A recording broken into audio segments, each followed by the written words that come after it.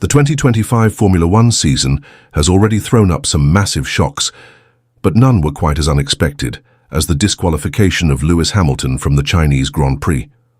What initially seemed like a simple case of a setup failure quickly escalated into something much more significant, with implications for both Ferrari and Hamilton's future.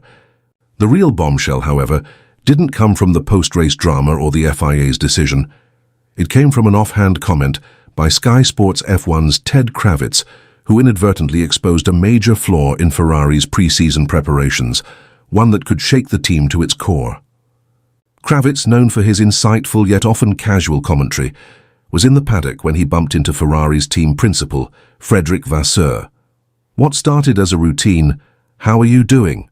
chat turned into a major revelation. According to Kravitz, Vasseur casually admitted two things that could explain Hamilton's disqualification and the difficulties Ferrari has been facing with their car. First, he revealed that Hamilton's performance in Melbourne was compromised due to an incomplete race simulation during Bahrain testing. Second, he dropped a bombshell. Hamilton's disqualification in China may have been the result of that very testing issue. This wasn't just a random thought or a slip of the tongue. This was a major flaw in Ferrari's planning that could have long-lasting consequences. If Ferrari had known about the issue from Bahrain testing, why wasn't it addressed before the race in Shanghai? And if Hamilton's disqualification was preventable, what does that say about the people running the show at Ferrari? Let's break this down and see how Ferrari's failure to properly prepare for the season has led to this catastrophic oversight. The testing issues that should have been flagged. Testing in Formula One is the golden window of opportunity for teams to assess and fine-tune their cars before the start of the season. It's when the team gets their first real sense of how their car will perform in race conditions, including how it behaves under fuel load, how it handles different types of circuits, and most importantly, how it impacts critical components, like the plank and the ride height. In Bahrain, this is where all the fine-tuning is supposed to happen. This is the time to check everything, from tire wear to aerodynamics, and ensure that the car is race-ready. For Ferrari, however, something went horribly wrong during their pre-season testing.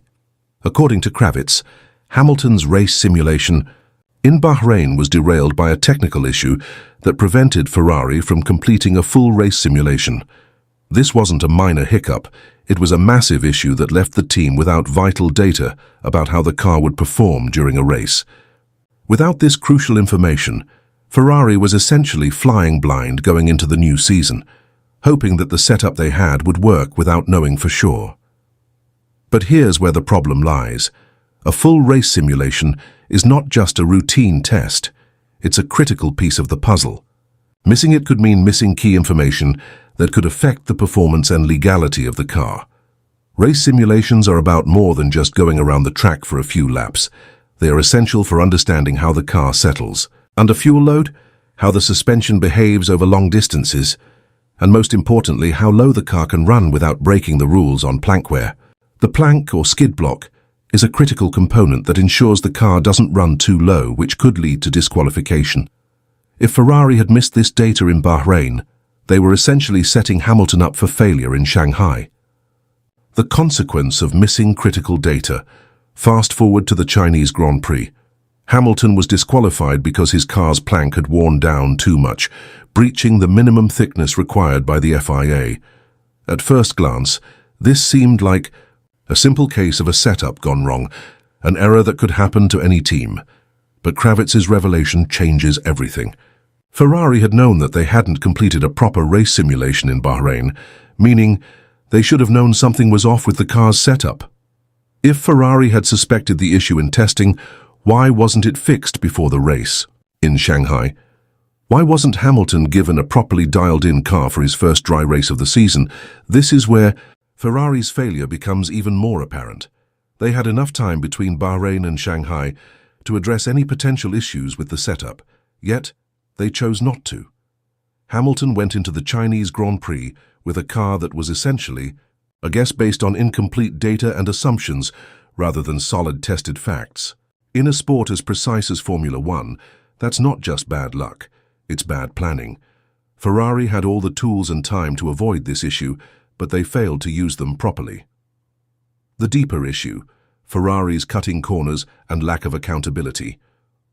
The real question here isn't just how Hamilton got disqualified, it's how Ferrari handled the situation in the first place. Ferrari had known about the issues with the car's setup since Bahrain testing, yet they didn't act on it. This raises serious questions about the leadership at Ferrari. Why wasn't the issue addressed earlier? Why wasn't there more urgency? To fix the setup? This wasn't just a one-off mistake. It was a failure in Ferrari's entire approach to pre-season preparation. They missed critical data, they failed to act on it, and now they're paying the price. But it's not just the testing issue that's the problem. It's a pattern of cutting corners and failing to double-check their work. In Formula One, the margins for error are razor thin. A single mistake can cost you a race, a championship, or in Hamilton's case, a podium finish. Yet Ferrari seems to be repeatedly making the same mistakes. Whether it's the setup, the tyre strategy, or communication with the driver, Ferrari keeps tripping over their own feet. This is not a team that is building momentum.